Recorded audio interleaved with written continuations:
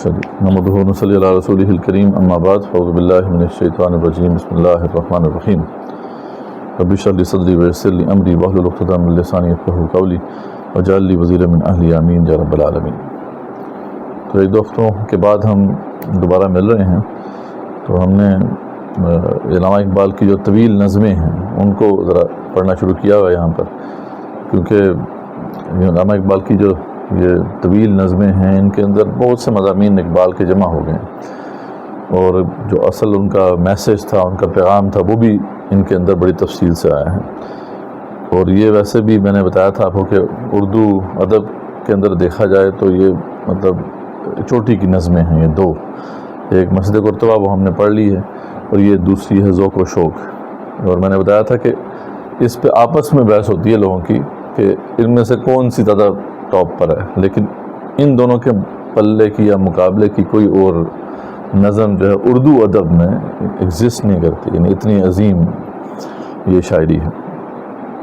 تو ہم نے اس کا جو ہے شروع کا جو بند تھا وہ کر لیا تھا، اور بیسیکلی یہ اشعار جو ہیں یہ اس وقت علامہ اقبال نے کہے تھے جب آپ فلسطین گئے تھے، وہاں پہ ایک مسلم کانفرنس تھی، وہاں انہوں نے خطاب کرنا تھا، لیکن اس کے بعد پھر جو ہے جب وہ اب فراغت ہوئی ان کی تو انہوں نے ایک تخیل میں ایک سفر شروع کیا وہاں سے حجاز کی طرف۔ حجاز وہ کبھی نہیں گئے، خاص طور پہ روضہ رسول صلی اللہ علیہ وسلم پہ وہ نہیں گئے، وہ یہی کہتے تھے کہ میں اہل فراق میں سے ہوں، کہ فراق زیادہ بہتر ہے، جدائی زیادہ بہتر ہے۔ تو یہاں پہ جب گئے تو یہ بہت قریب ہے نا، ارض فلسطین جو ہے وہ حجاز کے قریب ہے، تو وہاں سے ایک تخیلاتی سفر انہوں نے شروع کیا اپنا، کہ جیسا کہ وہ جا رہے ہیں حجاز کی طرف۔ تو یہ ہم نے پہلے بار میں دیکھا تھا کہ وہ گئے ہیں، اور یہاں تک بات پہنچی تھی کہ وہاں جا کے پھر ایک خاص مقام پہ جا کے بیٹھ جاتے ہیں، جہاں پہ جبرائیل علیہ السلام انہیں کہتے ہیں کہ تیرا مقام ہے یہی، بس یہاں سے آگے تو نہیں جا سکتا۔ وہ کہتے ہیں چلتے چلتے فلسطین کے علاقے سے پہلے وہ بیچ میں جو ہے دشت آتا ہے، جنگل سا آتا ہے، پھر وہ کراس کرتے ہیں تو صحرا کا سلسلہ شروع ہو جاتا ہے۔ پھر ہم نے دیکھا تھا کوہ عدم کو دیکھا انہوں نے جو مدینہ کے اطراف میں ہے، اور یہاں تک کہ بالکل مدینہ کے مضافات میں پہنچ گئے ہیں، اور وہاں پہنچ کر جو ہے ایک جگہ پہ انہوں نے دیکھا کہ قافلے جو ہے یہاں سے گزر رہے ہیں، گویا کہ قافلوں کا یہ آخری پڑاؤ رہا ہے۔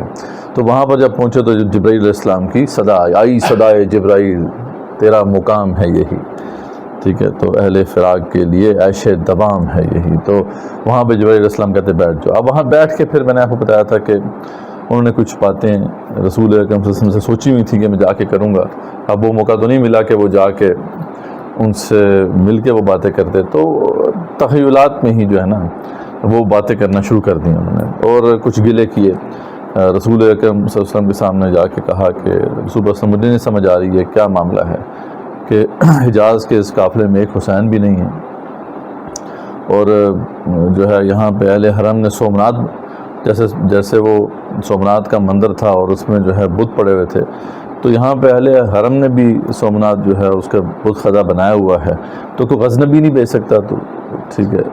تو رسول اللہ صلی اللہ علیہ وسلم سے یہی گلا کر رہے ہیں کہ یہ کیا معاملہ ہے کہ اللہ تعالیٰ ہماری مدد نہیں کر رہا، اور قافلے حجاز میں ایک حسین بھی نہیں، یہ سارے گلے کر رہے ہیں۔ اس پہ پھر جواب آتا ہے رسول اکرم صلی اللہ علیہ وسلم کا، یعنی وہ تخیل میں وہ سوال کر رہے ہیں اور وہاں سے ایک جواب آتا ہے، اور اس کے بعد ہم نے اگلا بند شروع کرنا ہے۔ وہ جواب کیا تھا؟ وہ جواب یہ ہے کہ رسول اکرم صلی اللہ علیہ وسلم کہتے ہیں کہ دیکھو اصل وجہ کیا ہے، اصل وجہ یہ ہے کیوں حسین پیدا نہیں ہو رہا، کیوں محمود غزنوی پیدا نہیں ہو رہا، یہ امت مسلمہ جو ہے بانج کیوں ہو گئی ہے، قحط و رجال کیوں ہو گیا ہے۔ تو اس پہ رسول اکرم صلی اللہ علیہ وسلم جواب آتا ہے کہ عقل و دل و نگاہ کا مرشد اولی ہے عشق، عشق نہ ہو تو شرع و دین بت قدا تصورات۔ یہ ہے تمہارا مسئلہ، عقل دل نگاہ، تین فیکلٹیز ہیں ہمارے اندر، تین ایسپیکٹس ہیں ہماری زندگی کے جن میں ہمیں رہنمائی کی ضرورت ہے۔ عقل کا بھی اگر جو ہے گائیڈ عشق نہ ہو، عشق پیشن کو کہتے ہیں، یعنی آپ نے دیکھا کہ دنیا میں کتنے ہی ایسے لوگ ہیں کہ جو پیشنیٹ ہوتے ہیں اپنے کام کے اندر، اور وہ نیا علم جنریٹ کرتے ہیں، بلکہ علم کیا ہے، جو بھی علم اس وقت دنیا میں ایگزسٹ کرتا ہے وہ پیشنیٹ، وہ عشاق نے ہی کریٹ کیا ہے. مطلب میں سادی سی مثال دیتا ہوں، سمجھنے میں آسان ہے، وہ کہ ایک کافر کی مثال ہے.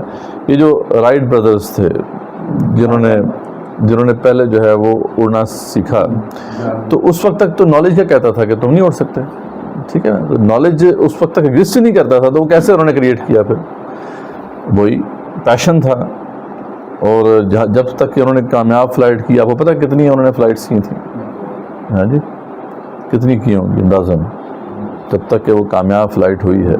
اور آپ کو پتہ ہے کہ ہر دفعہ جب انہوں نے ٹرائی کیا تو اپنی جان کو دو پہ لگایا، کیونکہ ذریعہ بات اگر تو نہیں اڑ سکا جو بھی انہوں نے ماڈل بنایا تھا تو گئے. وہ کتنی ٹرائیز کی ہوں گی انہوں نے؟ سینکڑوں، 100 بھی نہیں. اور اس میں ہر دفعہ اپنی جان کو خطرے میں ڈالا. تو جنون طاری تھا نا، ایک پیشن تھا، تو ایک نیا علم جنریٹ کر دیا. اب بعد میں آنے والے لوگوں کے لیے آسان ہے، ان کو پتہ ہے کہ کون سا ماڈل جو ہے وہ ہم نے استعمال کرنا ہے. تو اقبال کہتے ہیں کہ عقل کا بھی جو گائیڈ ہے وہ عشق ہونا چاہیے. اس طریقے سے دل کا گائیڈ بھی عشق ہونا چاہیے. دل تو ہے ہی مرکز، ٹھیک ہے، اس کے اندر کسی اور چیز کی محبت نہیں ہونی چاہیے سوائے ایک اللہ تعالیٰ کے عشق کے. اور پھر نگاہ، یعنی مقصد بھی، نگاہ کے مقصد کو کہتے ہیں نگاہ بلند سخن دل نواز جہاں پرسوز. اقبال کہتے ہیں کہ نگاہ بلند ہونی چاہیے، سخن دل نواز جہاں پرسوز. یہی ہے رخت سفر میر کارواں کے لیے. تو امت کے لیڈرز کے لیے یہی رخت سفر ہے کہ ان کی نگاہ بلند ہونی چاہیے، سخن دل نواز. بات کرنا جو ہے، بات کرنے کا انداز دل نوازی ہونی چاہیے اس کے اندر، اور جہاں پرسوز اور عشق سے بھری ہوئی جان ہونی چاہیے. تب جا کے ایک لیڈر بنتا ہے. جہاں پہ وہی کہتے ہیں کہ نگاہ کا بھی جو ہے مرشد وہ عشق ہونا چاہیے، ٹھیک ہے. یعنی پیشن جو ہے وہ اللہ تعالیٰ کو راضی کرنے کا عشق ہے، اور اللہ تعالیٰ کی رضا کو حاصل کرنے کا ایک مقصد بلند ہے جس کو پانے کے لیے ہر آن ہمیں اسٹرگل کرنی ہے. تو یہاں پہ اقبال کہتے ہیں کہ جواب آیا رسول پاک صلی اللہ علیہ وسلم کی طرف سے کہ تمہارا مسئلہ یہ ہے، امت مسلمہ کا مسئلہ یہ ہے کہ عقل و دل و نگاہ کا مرشد اولی ہے عشق. پیشن تمہارے اندر ختم ہو گیا ہے، عشق ختم ہو گیا ہے. عشق نہ ہو تو شرع و دین بت کدہ تصورات. اگر عشق نہ ہو تو یہ شریعت اور دین جو ہے یہ بھی بت کدہ تصورات بن کے رہ جاتے ہیں. یعنی یہی مطلوب بن جائیں تو پھر ظاہر بات ہے کہ یہ پھر ایک بت بن جائے گا، کیونکہ اللہ کی رضا کے علاوہ اور کچھ بھی مطلوب نہیں ہونا چاہیے. آپ کو پتہ ہے کہ اگر ہم نماز جو ہے وہ اللہ کی رضا کے لیے نہ پڑھیں اور کسی اور کی خوشنودی کے لیے پڑھ لیں تو پھر کیا ہو جاتی ہے؟ وہ نماز فاسد ہو جاتی ہے، ختم ہو جاتی ہے، اس کی حیثیت ہی ختم ہو جاتی ہے. تو اس لیے جب اللہ کی رضا مرکز نہیں ہے تو ہماری جو عبادات ہیں وہ بھی بت کدہ تصورات بن جائیں گے. تو یہ جواب آیا. تو یہ جب جواب آیا تو علامہ اقبال رحمۃ اللہ علیہ ایک دم چونک گئے کہ واقعی اے حبیب صلی اللہ علیہ وسلم آپ نے جو بات کی ہے، بات کی طرف توجہ دلائی ہے. میں نے جب اس وقت تک جو بھی انہوں نے علم حاصل کیا تھا وہ کہتے ہیں کہ ہاں میں نے جو سیرت میں پڑھا ہے، جو ہمارے سامنے صحابہ کی شاندار مثالیں ہیں رضوان اللہ تعالیٰ علیہم، رسول اکرم صلی اللہ علیہ وسلم کی خود بڑی شاندار مثال ہے، وہ سب واقعی اگر دیکھا جائے تو وہ داستان عشق ہے. ٹھیک ہے، تو کہتے ہیں کہ ہاں صدق خلیل بھی ہے عشق، صبر حسین بھی ہے عشق، مارکائے وجود میں بدر و حنین بھی ہے عشق. یہ ساری عشق کی تو داستانیں ہیں. اب سمجھ آئی بات کہ اصل میں ہم یہاں پہ کیوں پہنچ گئے. تو یہاں تک اب جو ہے بات پہنچی ہے، ہم آگے بڑھتے ہیں. تو آگے جو اگلا بند ہے اس کے اندر رسول اکرم صلی اللہ علیہ وسلم جو ہے نا ان کی ایک شان بیان کر رہے ہیں علامہ اقبال کہ رسول اکرم صلی اللہ علیہ وسلم کی اصل حقیقت ہے کیا. اور بہت بڑا شعر ہے، یہ بہت گہرا شعر ہے. فرماتے ہیں کہ آیا کائنات کا معنی دیر یاب تو، نکلے تیری تلاش میں کاف لہا رنگ بو. کمال کر دیا کہ اے رسول اللہ صلی اللہ علیہ وسلم آپ کی تو کیا شان ہے کہ اگر اس کائنات کو ایک آیت تصور کر لیا جائے تو اس کا وہ معنی جو دیر میں سمجھ آنے والا ہے وہ آپ ہیں رسول اللہ صلی اللہ علیہ وسلم. کیوں؟ کیونکہ اس کلمہ کن کا مطمع نظر کیا تھا؟ یعنی کلمہ کن جب اللہ تعالیٰ نے کہا اور پھر کائنات وجود میں آئی اور دونوں ریلمز ہیں نا اللہ تعالیٰ کے، ایک اسپریچول ریلم ہے اور ایک مٹیریل ریلم ہے، یعنی ایک یہ مادی دنیا اور ایک روحانی دنیا ہے. تو یہ سب وجود میں آئے نا، روحانی دنیا اپنے طریقے سے وجود میں آتی گئی اور اس میں مختلف مخلوقات بنتی گئیں. یہاں پہ مادی دنیا جو ہے وہ اپنے طریقے سے وجود میں آتی گئی. تو یہ سارا سلسلہ جو ہے آخر کیوں چلایا گیا؟ یہ ساری کائنات کیوں تخلیق کی گئی؟ اس کا ایک مقصد تھا نا، اور مقصد کیا تھا؟ مقصد یہ تھا کہ یہ ساری کی ساری کائنات، یہ سب کچھ جو تھا وہ کس کے لیے کریٹ کیا گیا؟ وہ انسان کے لیے تخلیق کیا گیا. اور انسانیت کا سب سے جو بہترین جو پیکر ہیں وہ کون ہیں؟ رسول اکرم صلی اللہ علیہ وسلم. تو یعنی اس کائنات کو بنانے کا مقصد صرف اور صرف یہی تھا کہ رسول اکرم صلی اللہ علیہ وسلم کی اصل حقیقت لوگوں تک واضح ہو جائے. ہمیں جو ہے اللہ تعالیٰ نے اشرف المخلوقات بنایا ہے اور ہمیں اللہ تعالیٰ نے اپنا خلیفہ بنایا ہے زمین میں، اور اس کو بہترین طریقے سے اس ذمہ داری کو پورا کر کے کس نے دکھایا؟ رسول اکرم صلی اللہ علیہ وسلم نے. تو اس لیے وہ ہمارے ہیں کہ آیا ہے کائنات کا مانیے دیر یاب تو، کیونکہ کائنات تو بھی چل رہی ہے. رسول اکرم صلی اللہ علیہ وسلم تو آخری نبی تھے، آخری رسول تھے، وہ آخری نمونہ وہ دکھا کر چلے گئے. لیکن ابھی انسانیت نے وہاں تک پہنچنا ہے. انسانیت ابھی وہاں تک نہیں پہنچ سکی.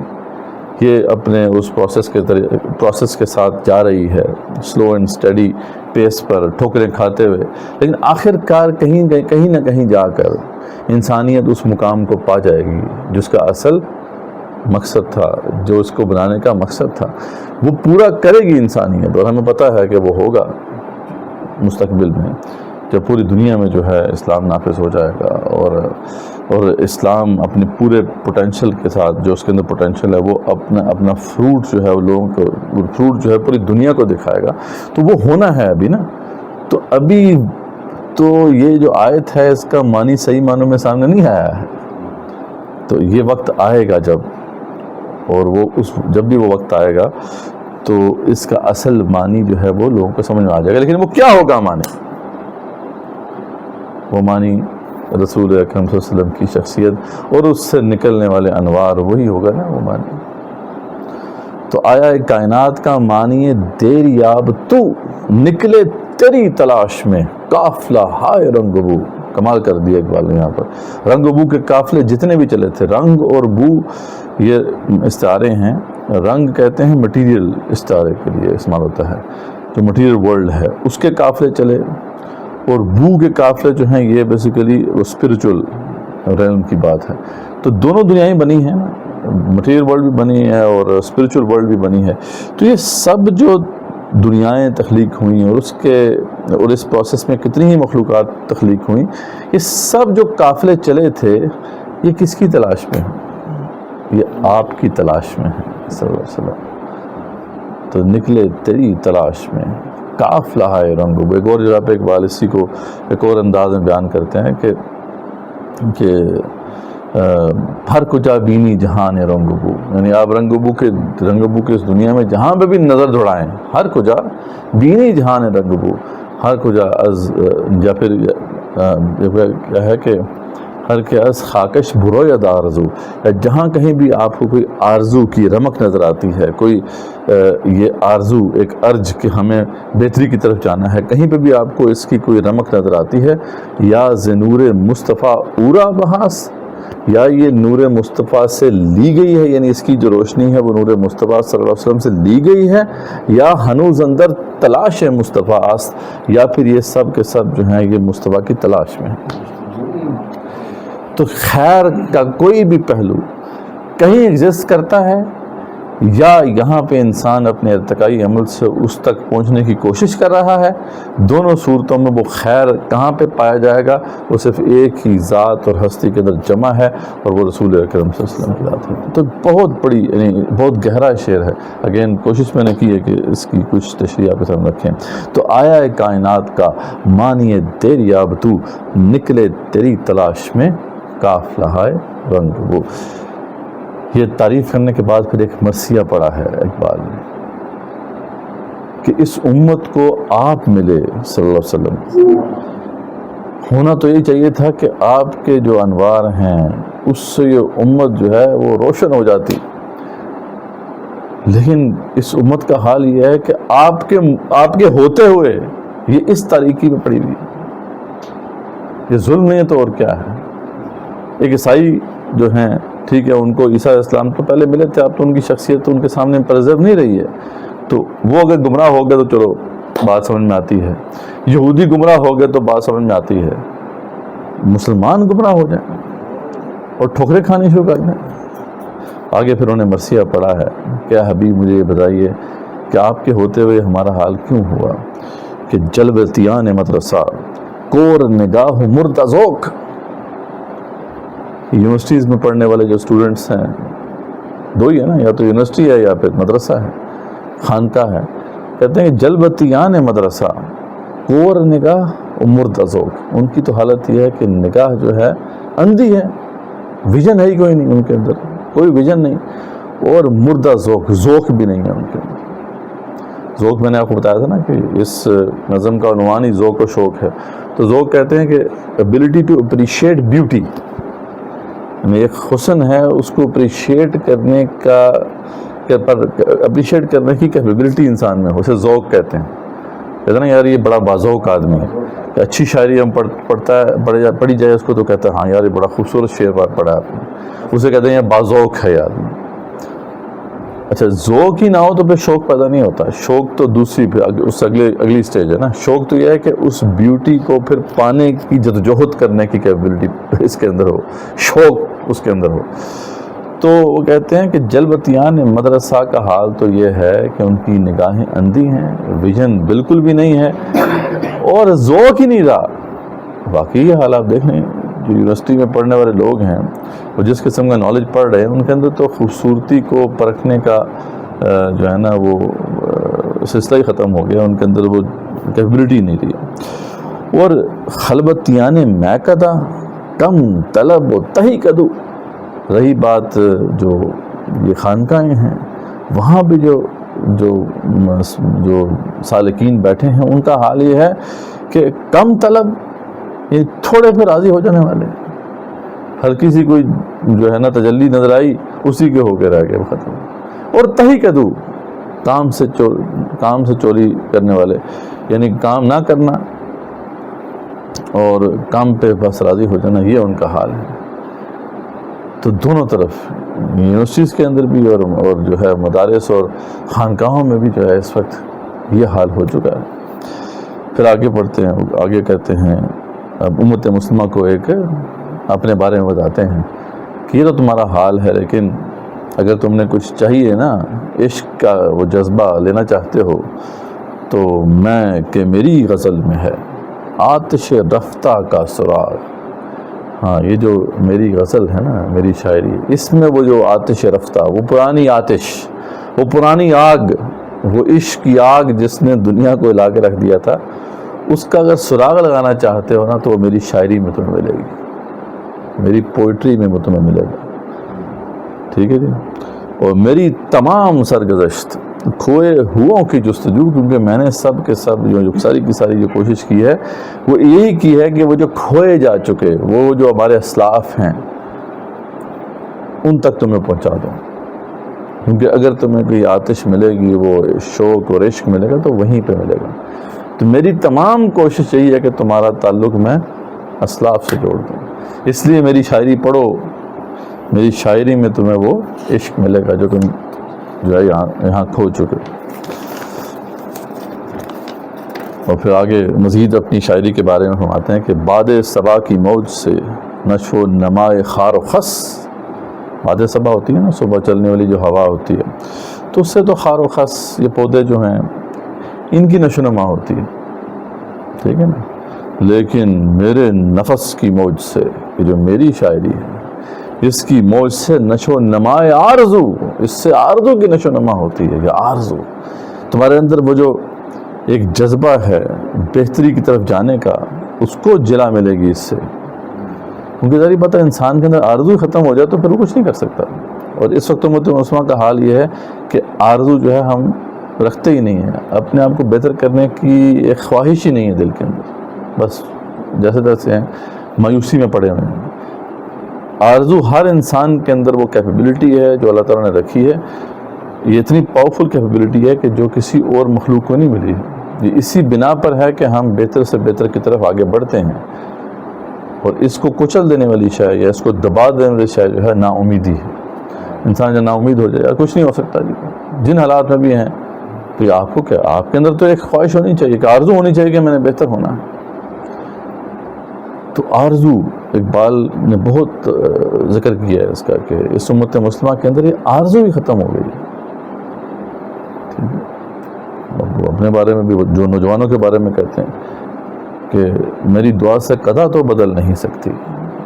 یعنی میں جو کوشش کر رہا ہوں، یہ نہ سمجھو کہ میں بہت بڑا کوئی ولی ہوں، میری دعا قبول ہو جائے گی اور تمہاری تقدیر تبدیل ہو جائے گی.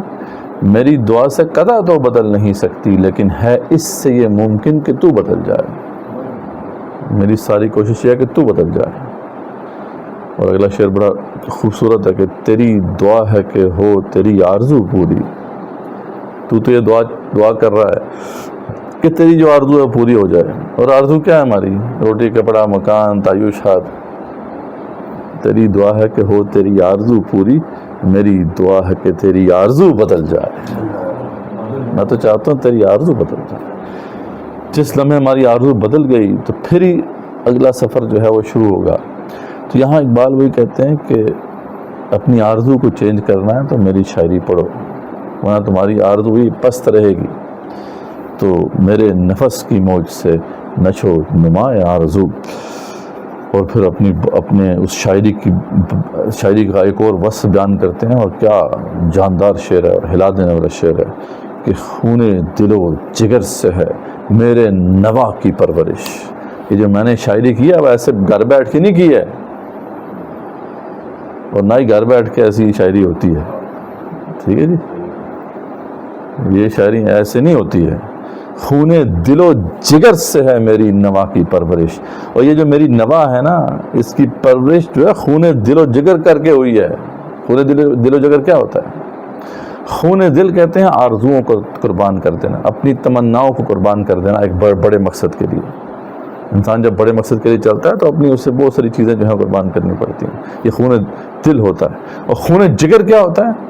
جب اس راہ میں ناکامیاں ہوتی ہیں ان کو سہنا، اس لاس کو سہنا. لاس بڑی چیز ہوتی ہے. اقبال تو کہتے ہیں کہ لاس جو ہے، جس نے جو ہے ناکامی نہیں سہی، اس کے دل میں عشق پیدا ہی نہیں ہو سکتا. عشق کے پیدا ہونے کے لیے 1000 بار ناکام ہونا پڑتا ہے، اور ہم ناکامی سے ڈرتے ہیں. انسان جو ہے وہ کیوں بڑا کام نہیں کر پاتا جو ناکام ہو جائے گا؟ حالانکہ ناکامی تو وہ تربیت گاہ ہے جس میں بڑے لوگ جو ہے تیار ہوتے ہیں. تو یہاں پہ اقبال کہتے ہیں کہ میں نے یہ جو نوا ہے، میں جو شاعری یہ بول رہا ہوں، اس میں جو زور تمہیں نظر آ رہا ہے نا، اس میں جو تاثیر نظر آ رہی ہے، وہ گھر بیٹھ کے نہیں آئی ہے. خون دل و جگر سے میری نوا کی پرورش ہوئی ہے. تو خون دل و جگر سے ہے میری نوا کی پرورش، اور ہے رگے ساز میں رواں صاحب ساز کا لہو. اور میرا خون ہے اس کے اندر لگا ہوا بھائی، تو کوئی مذاق نہیں ہے. میں شاعری تمہارے سامنے کر رہا ہوں، میرا خون لہو ہے جو اس کے اندر شامل ہے، تب زور پیدا ہوتا ہے. اور کیا پھر آگے جو ہے نا کلائمیکس پہ لے گئے ہیں اس مضمون کو. یہ بیان کرتے کرتے آخر ابھی بات ہو رہی تھی رسول اکرم صلی اللہ علیہ وسلم کی، لیکن فوراً جو ہے دھیان پہنچا ہے اللہ کی طرف.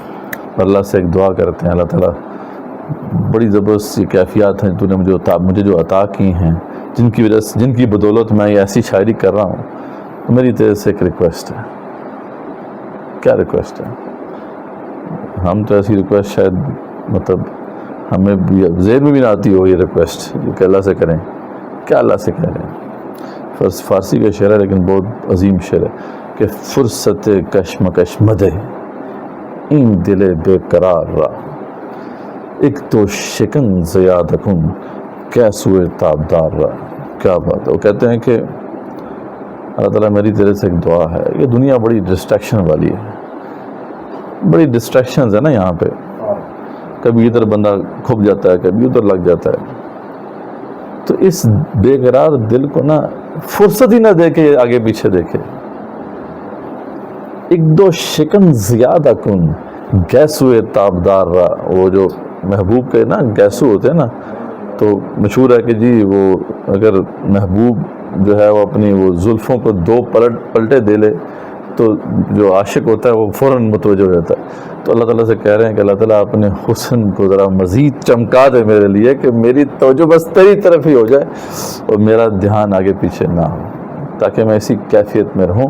ورنہ دنیا میں تو بڑی ڈسٹریکشنز ہیں. تو فرصت کشمکش میں دے مجھے، میرے اس بے قرار دل کو فرصت نہ دے، بلکہ ذرا ایک دو شکن زیادہ کن، ذرا اپنے گیسوئے تابدار کو ایک دو پلٹے اور دے دے، تاکہ میں تیرے ہی حسن میں اسی طریقے سے گم ہو جاؤں اور اسی طریقے سے اس عشق کی بنا پر یہ لوگوں کے دلوں کو گرماتا رہوں. تو یہ ایک بڑا ہی اہم بند تھا اس لحاظ سے کہ اس کے لیے وہ ایک جو کلائمیکس آ رہا ہے آگے، جو اس نظم کا کلائمیکس ہے، اس کے لیے ہمیں تیار کیا ہے اقبال نے. اب وہ کیا ہے، وہ ہم پہلے بھی اس کا کچھ پارٹ پڑھ چکے ہیں. بہت عظیم مطلب یہ پارٹ ہے. یعنی یہ کہا جاتا ہے، اور یہ بھی جو اہل علم و ادب ہیں وہ جانتے ہیں کہ جو نعتیہ کلام کہا گیا ہے رسول اکرم صلی اللہ علیہ وسلم کی شان میں، اس کے پائے کا کلام آپ کو نظر نہیں آئے کہیں پہ. یہ اب یہ نعت ہے جو آگے رسول اکرم صلی اللہ علیہ وسلم نے پھر کہی ہے، تو وہ آپ نے سنی بھی ہوگی، بڑی مشہور ہے کہ لوح بھی تو قلم بھی تو تیرا وجود الکتاب. کیا بات، گنبد آبگین رنگ تیرے محیط میں خباب. خیر رسول اکرم صلی اللہ علیہ وسلم آپ کی تو کیا شان ہے کہ لوح بھی آپ ہیں، قلم بھی آپ ہیں، اور آپ کا وجود تو الکتاب ہے. اس کی بہت سی بھی تشریحات ہیں. ایک تو تشریح اس حوالے سے ہوتی ہے کہ جو عارفین کے ہاں ایک مشہور قول ہے، وہ کہ حدیث تو نہیں ہے، کہ حدیث کی کوئی سند نہیں ملتی، لیکن وہ قول بڑا مشہور ہے کہ لولا کا لما خلقت الافلاق. اگر آپ نہ ہوتے، رسول اکرم صلی اللہ علیہ وسلم کے بارے میں کہا جاتا ہے کہ اگر آپ نہ ہوتے تو ہم افلاق تخلیق نہ کرتے. یعنی اللہ تعالیٰ جو ہے کائنات کو تخلیق نہ کرتا، کائنات آپ ہی کے لیے تخلیق کی گئی. تو کانسیپٹ کیونکہ ٹھیک ہے، وہ تو میں نے آپ کو بتایا تھا نا کہ کائنات بنائی گئی انسان کے لیے، اور انسان اشرف مخلوقات ہے، اور انسانیت میں سب سے اعلیٰ ترین کون ہے؟ رسول اکرم صلی اللہ علیہ وسلم. تو ایک طرح سے آپ کے لیے ہی پھر کائنات کو بنایا گیا.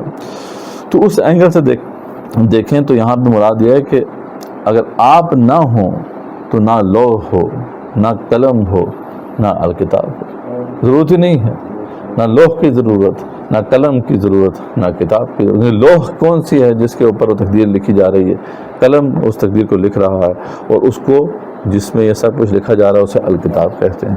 اگر آپ نہ ہوتے، کیونکہ کائنات ہی آپ کے لیے تخلیق کی گئی، تو جب آپ نہ ہوتے نہ لوح ہوتی، نہ قلم ہوتی، نہ ہی الکتاب ہوتی.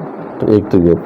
دوسرے جو پہلو میں اگر دیکھیں تو آپ کا جو وجود ہے، رسول اکرم صلی اللہ علیہ وسلم کا وجود ہے، وہ اثرتہ قرآنی تو ہے، اور اس میں وہ حضرت عائشہ صدیقہ رضی اللہ عنہا سے جو مشہور وہ حدیث ہے، جب پوچھا گیا کہ آپ کے اخلاق کیسے ہیں تو انہوں نے کیا فرمایا تھا؟ جی کانا خلقہ القرآن، کہ آپ کے جو اخلاق ہیں وہ قرآن ہیں. یعنی آپ اثرتہ قرآن ہیں. تو یہاں پہ لوح کیا ہوتا ہے؟ جس کے اوپر لکھا جاتا ہے. قلم جو لکھنے والی چیز ہے. تو اگر آپ کے وجود کو دیکھیں تو آپ کے قلب پر یہ قرآن اترتا تھا، تو قلم گویا کہ وہ لوح ہو گئی. اوپر سے جو لکھا جا رہا ہے وہ بھی آپ کے قلب پہ لکھا جا رہا ہے، اور وہ بھی قلم کی کیفیت ہے. اور پھر آپ کا جو پورا وجود ہے وہ قرآن مجید ہے، وہ الکتاب ہے. تو یعنی اس لحاظ سے بھی آپ لوح ہیں، قلم ہیں اور الکتاب ہیں. اور گنبد آبگین رنگ، یہ جو رنگ برنگ جو ہے گنبد، جو آسمان ہے، یہ یعنی کائنات پوری کی پوری جو ہے، اس کی حیثیت آپ کے مقابلے میں ایک بلبلے کسی، یعنی یہ ایک مطلب آپ کی ذات اگر سمندر مان لیا جائے اسے، اس سمندر میں پیدا ہونے والا ایک چھوٹا سا بلبلہ وہ یہ کائنات ہے. تو آپ کا جو مقام ہے وہ اتنا بلند ہے. وہ فرماتے ہیں کہ عالم آب و خاک میں تیرے ظہور سے فروغ، ذرہ ریگ کو دیا تو نے طلوع آفتاب. بہت ہی خوبصورت بات کہ عالم آب و خاک میں، اس دنیا میں آپ کے ظہور سے ہی فروغ حاصل ہوا اسے، یعنی اس دنیا کے اندر جب آپ نہیں تھے تو شرک اور بت پرستی کے اندھیرے تھے، اور آپ کو پتہ ہے کہ جب اللہ کی اس زمین کے اوپر اللہ کی عبادت نہ ہو رہی ہو تو ہر شے جو ہے اس کے اوپر امپیکٹ ہوتا ہے۔ یہ صرف انسانوں کے اوپر امپیکٹ نہیں ہوتا یا تمدن اور تہذیب کے اوپر امپیکٹ نہیں ہوتا، بلکہ ہر شے جو ہے وہ ایک مشکل میں ہو جاتی ہے، مشکل میں پڑ جاتی ہے۔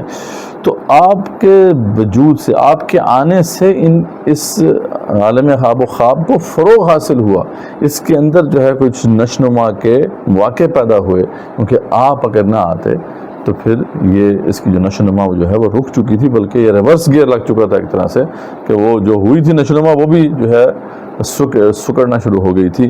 تو عالم آب و خاک میں تیرے وجود سے فروغ اور ذرہ ریگ کو دیا تو نے طلوع آفتاب، اور رسول اکرم صلی اللہ علیہ وسلم کی شان یہ ہے کہ جس چیز کی نسبت بھی آپ صلی اللہ علیہ وسلم سے ہوئی اس کو 4 چاند لگ گئے۔ سب سے بڑی مثال صحابہ کرام کی ہے رضوان اللہ تعالیٰ علیہم۔ وہ کون تھے؟ وہ بدو، جن کو کوئی دنیا پوچھتی نہیں تھی۔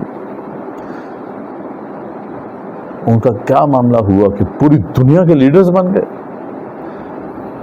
ریگستان کے ذرے کس طریقے سے جو ہے پوری دنیا پر جو ہے حاکم بن گئے۔ سب سے بہترین مثال دی جاتی ہے حضرت بلال کی، کہ حضرت بلال جو ہیں وہ ایک حبشی غلام تھے، ان کی کیا حیثیت تھی؟ کوئی وقت نہیں تھی ان کی، لیکن نسبت رسول اکرم صلی اللہ علیہ وسلم کے ساتھ ایسی بنی کہ بڑے بڑے صحابہ بھی ان کو سیدنا بلال کہہ کے پکارتے تھے۔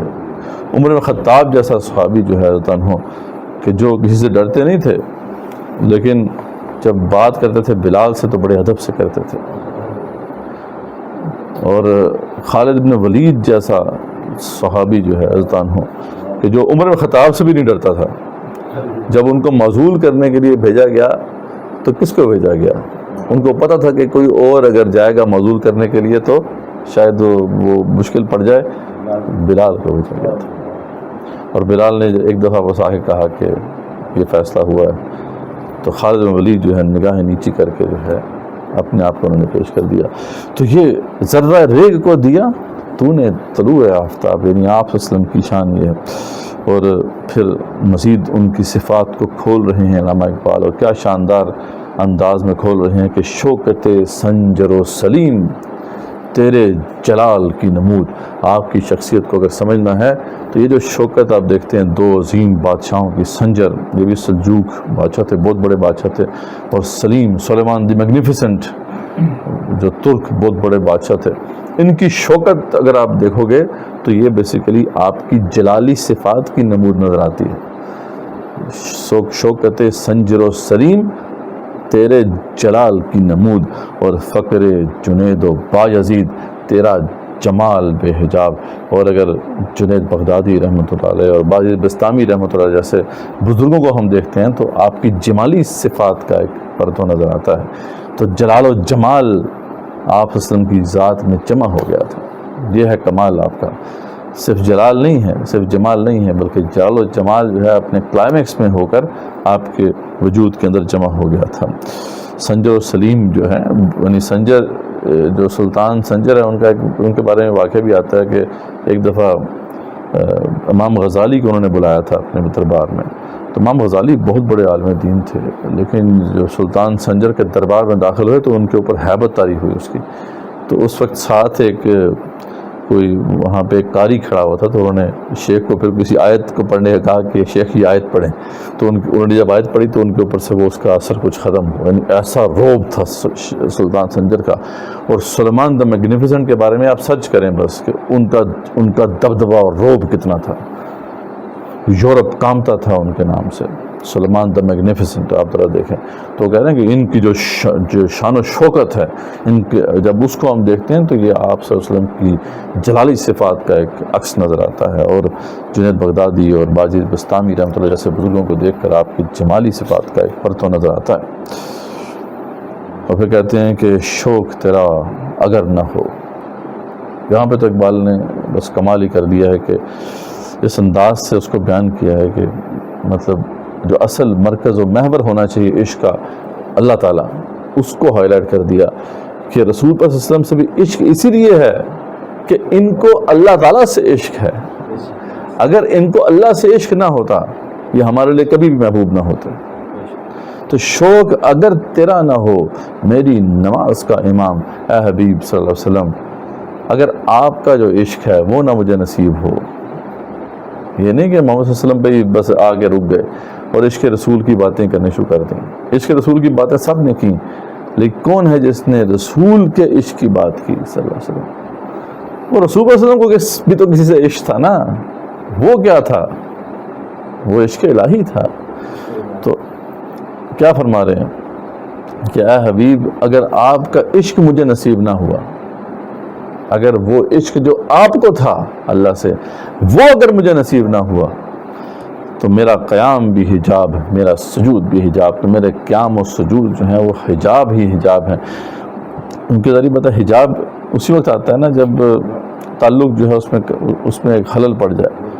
تو اگر عشق ہی نہیں ہے مجھے اللہ تعالیٰ سے تو میں نماز کا ہی کی پڑھ رہا ہوں، میں سجدہ اور قیام کس لیے کر رہا ہوں؟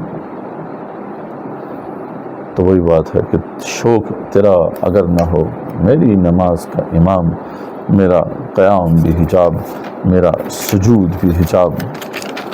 اور پھر وہ بڑی وہ جسے کہتے ہیں نا کہ اہم مصرع ہے، وہ جو اکثر اہم شعر ہے کہ جسے اکثر وہ جو خادم حسین رضوی پڑھا کرتے تھے بڑے ترنم میں آ کے، وہ کہتے تھے کہ تیری نگاہ ناز سے دونوں مراد پا گئے.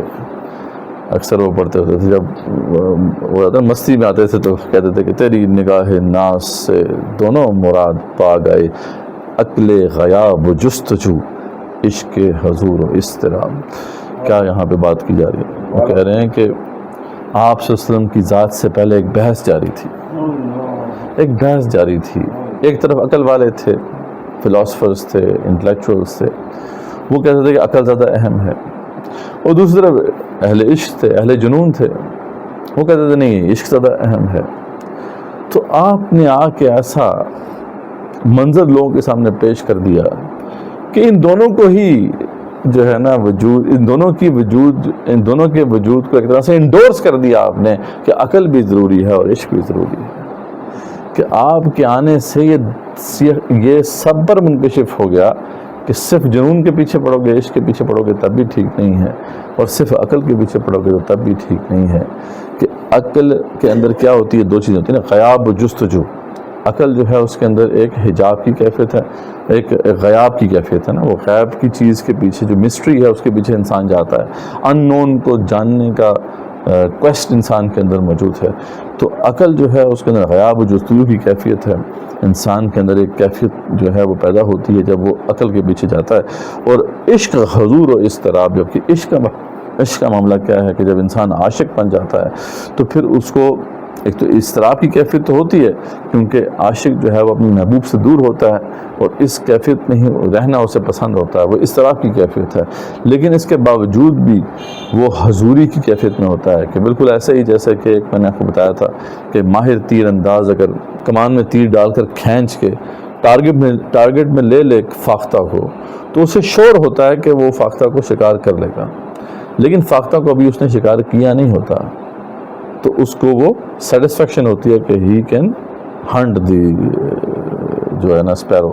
تو وہ جو کیفیت ہے وہ ہوتی ہے عشق کے اندر کہ گو کے مطلوب جو ہے جو محبوب ہے وہ دور ہوتا ہے، اس میں ایک اضطراب کی کیفیت ہوتی ہے، لیکن اس کے باوجود اسے حضوری نصیب ہوتی ہے، اسے پریزنس، ایک ہمیشہ کی پریزنس نصیب ہو جاتی ہے.